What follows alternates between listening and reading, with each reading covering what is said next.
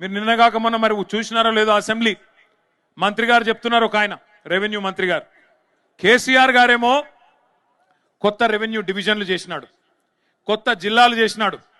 ఉమ్మడి మహబూబ్ నగర్ జిల్లాని 5 జిల్లాలు చేసిండు కేసీఆర్ గారు. నాగర్ కర్నూలు జిల్లా, వనపర్తి జిల్లా, గద్వాల జిల్లా, నారాయణపేట జిల్లా చేసినాడు. మీరందరూ నారాయణపేటోళ్ళు, గద్వాలోళ్ళు, కొల్లాపూరోళ్ళు, అచ్చంపేటోళ్ళు మీరు మహబూబ్ నగర్ దాకా వచ్చేది ఎందుకు? మీ దగ్గరికే కలెక్టర్ను, ఎస్పీని తీసుకొస్తా, జిల్లా అధికారులను మీ దగ్గర కూర్చోబెడతా, ఇంత దూరం మీరు వచ్చేది ఏందని చెప్పి ఎక్కడికక్కడ జిల్లాలు ఏర్పాటు చేసినాడు. కలెక్టర్లను మీ గడప ముంగట కూర్చోబెట్టినాడు. కొత్త రెవెన్యూ డివిజన్లు ఏర్పాటు చేసినారు, కొత్త మండలాలు ఏర్పాటు చేసినారు. ఈ జిల్లాలో ఉండే మా లంబాడా సోదరులు, మా గిరిజన సోదరులు మీ ఆకాంక్ష నెరవేరుస్తూ తాండాలను గ్రామ పంచాయతీలు చేసిండు కేసీఆర్. మరి ఇవాళ కాంగ్రెస్ ప్రభుత్వం ఏం చెప్తుందో తెలుసా?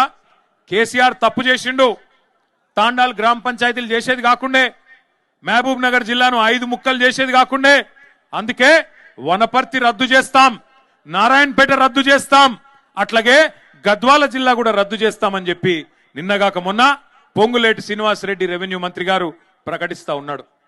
శాస్త్రీయంగా చేయలేదు, వీటన్నిటిని తీసేస్తామంటున్నాడు.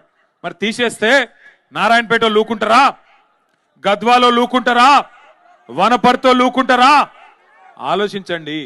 కలెక్టర్లను మీ గడప దగ్గర తీసుకొచ్చి కేసీఆర్ కూర్చోబెడితే కాదు ఇవన్నీ ఎత్తేస్తాం అని చెప్పి అలా రేవంత్ రెడ్డి మాట్లాడుతుంటే చూస్తా ఊరుకుందామా? ఆలోచన చేయండి. నేను రేవంత్ రెడ్డి ప్రభుత్వాన్ని హెచ్చరిస్తా ఉన్నా, మీరు గద్వాల జిల్లా ముట్టినా, వనపర్తి జిల్లా ముట్టినా, నారాయణపేట జిల్లా ముట్టినా అక్కడ అగ్గి ఉట్టిచ్చే బాధ్యత బీఆర్ఎస్ తీసుకుంటది. అక్కడే ఉద్యమాలకు కూడా శ్రీకారం చుడతామని చెప్పి కూడా హెచ్చరిస్తా ఉన్నా.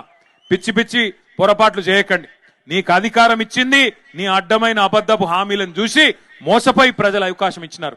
నీకు చేతనైతే ఇచ్చిన హామీలు నెరవేర్చు.